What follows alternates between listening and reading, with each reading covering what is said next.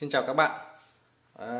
Để cho nó trực quan thì mình làm cái video này để cho các bạn thấy cái phần video trước mình mới chỉ chia sẻ về code để các bạn thấy nó trực quan hơn. Vì video trước thì quay không có cả module Ethernet và Arduino. Đó. Nên là mình làm video này cho các bạn thấy rõ nó thế nào.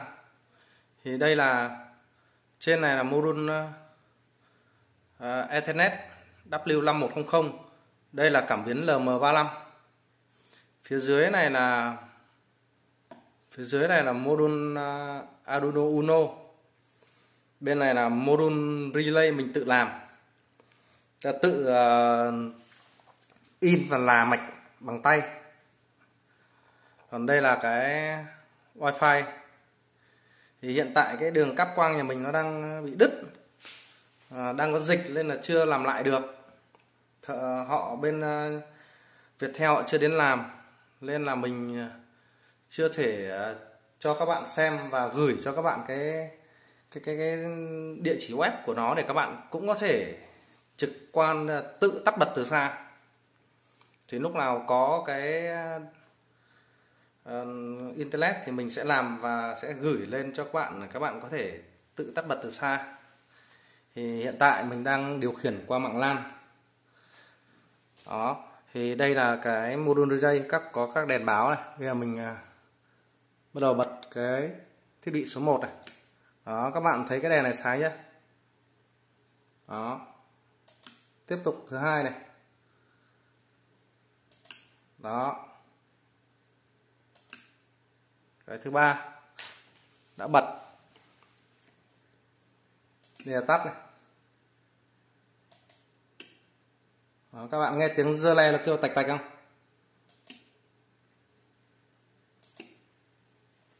Còn cái nhiệt độ phía trên ấy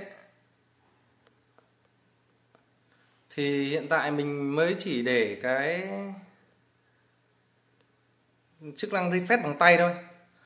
Nên là cái nhiệt độ các bạn nhìn đang là 26 độ 84 ấy. Mình có sờ tay vào đây. Sờ tay vào con cảm biến LM35 này thì nó cũng không thể tăng nhiệt độ. Bởi vì nó chưa cập nhật về mạng lên web. Thì bây giờ mình ấn refresh đây là các bạn sẽ thấy nó thay đổi này. Đó, 30 74 này. 30 độ 74 này. Refresh cái nữa này mình vẫn cầm là 32 độ này. Đó. Thì các cái video sau mình sẽ nâng cấp dần cái phần code để làm cho Arduino là có thể tự động đồng bộ cái này.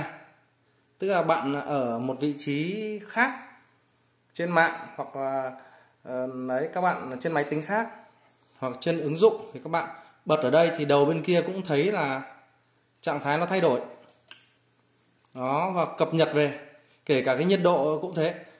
Nó sẽ khi nó đồng bộ nó tự refresh liên tục thì nó refresh sau một cái quá trình do mình cài đặt thì cái nhiệt độ luôn luôn báo chính xác theo thực tế. Đó. Và cái cách mà viết làm sao cho con Arduino Uno này nó sử dụng được tối đa cái số chân của nó mà cái dung lượng bộ nhớ cũng không bị vượt quá cái giới hạn.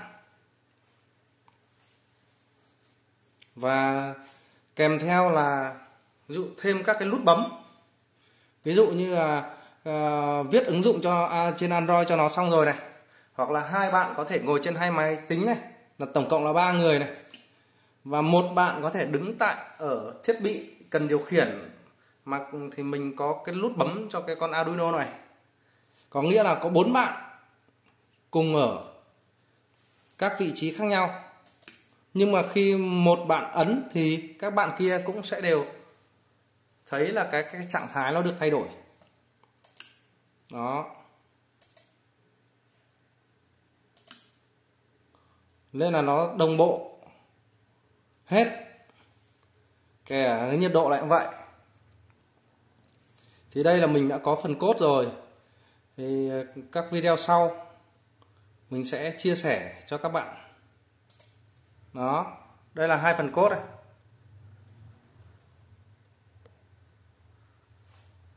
Đó, thì các bạn nhìn ở bên này chính là cái phần cốt mà mình đã làm trên cái video trước. Chỉ có 5 thiết bị đầu ra thôi. Đó, nhưng bên kia là có những 8 thiết bị. Các bạn thấy từ chân số 2 cho đến chân số 9 này.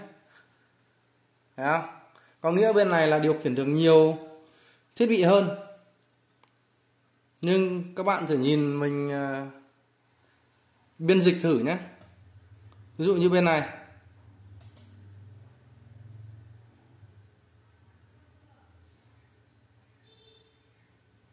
là cái mà mình vừa làm đấy, mà đang điều khiển trên thực tế này đấy. Đó, các bạn nhìn thấy nó cảnh báo không? Nó báo là low memory available. Đó, bộ nhớ có dung lượng bị sử dụng quá nhiều. Đây là 1777 byte này, nó chiếm mất 86% này. Còn lại ở đây là có 271 byte thôi. Vì vậy là thứ nhất là chỉ điều khiển được có 5 cái thiết bị đầu ra. Đây là 5 thiết bị đầu ra này, nhưng chiếm hết gần hết bộ nhớ này, 86% này. Lên cái việc mà khi mình điều khiển ấy, thỉnh thoảng nó loát, nó bị lỗi là chuyện bình thường, hoặc là khi bị treo. Trong khi đó cái phần bên này đó, ta điều khiển được nhiều thiết bị hơn. Đây các bạn xem nhé.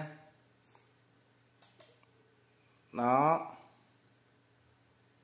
đây bên này là điều khiển được nhiều thiết bị hơn này, lại còn có thêm cả cái chức năng refresh này, tự cập nhật nhiệt độ này.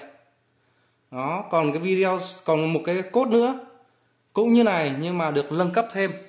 Đó là thêm cái phím bấm. Mà số chân mình đã dùng như này rồi, 4 chân cho Ethernet rồi, và 1 chân cho cảm biến rồi. Với cả 8 chân này có nghĩa ta sử dụng cũng khá nhiều chân của module Arduino rồi. Nhưng tôi vẫn có thể thêm được các đầu ra nữa và thêm cả phím bấm nữa, mà cái code của nó vẫn không bị quá tải, cũng không bị vượt quá. Đây các bạn nhìn này, cũng là thế, nhưng bên này chỉ có 58% bộ nhớ đây. À đâu, đúng rồi, 58% bộ nhớ ấy. Còn đâu bên này những 86 ấy, thì hiện tại nó còn đang có sẵn những 29%. Đó, bên này là thấp hẳn, tức là một thằng là 86%, một thằng 58% là chênh nhau khá nhiều. Đó, mà còn thêm được cả các cái về sau còn thêm nút bấm nữa. Đó, thì video này, đây là cái module tôi tự làm này, module relay tự làm này. Đây, rút cái bao nguồn nó ra. Đó, cái này là tôi tự in mạch, nhưng mà cái này làm cũng lâu rồi, không phủ mạch nên ra có thể nó trông nó hơi bị xấu một chút xíu, mạch nó hơi xước. Đó, các cái relay này thì nếu để mua rẻ thì cũng tận dụng thì rất là nhiều chỗ có. Ví dụ như là tôi hay làm về sửa chữa điều hòa ấy, thì kiếm những cái mạch điều hòa cũ hỏng ấy, thì cái này rất là nhiều và rẻ. Kể cả cái con này là 2003 này, để nó đệm dòng để nó không ăn dòng trực tiếp của con Arduino thì mới không cháy được Arduino. Thì con này cũng trên mạch đấy cũng sẵn luôn. Đó. Còn đâu mua một cái module như này thì cũng phải 50.000, 60.000. Đó. Đây là cái nguồn nó. Nếu mà có thể tích hợp cái nguồn đây thêm một con 7805 vào đây là ổn xuống 5V, là có thể dùng thẳng cho cái dùng thẳng cho cái module này luôn. Thì mình không cần phải ấy. Đó. Đây nhảy nhìn rõ hơn này. Đó. Đây là tôi tự ấy vẽ mạch này. Thì cái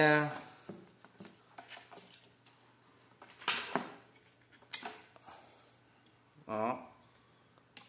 Đây là con LM35. Thì mình có thể cho con IC ổn áp 7805 vào đây. Và về sau không cần cắm nguồn vào đây cho nó nữa. Cắm thẳng vào đây thì cái chân ở đây cũng có một chân nguồn. Chân nguồn này sẽ cấp thẳng lên cả toàn mạch này luôn. Đây là tôi làm là theo kiểu dạng chia sẻ học tập. Chứ còn nếu mà để làm mà để dùng trong thực tế thì mình làm như thế phát là nó gọn gàng và có thể nhét vừa trong cái hộp để có thể dùng được. Đó. Cái là vỏ này tôi cũng tự làm. Thì video này tôi dừng tại đây. Đó, chỉ chia sẻ thế thôi.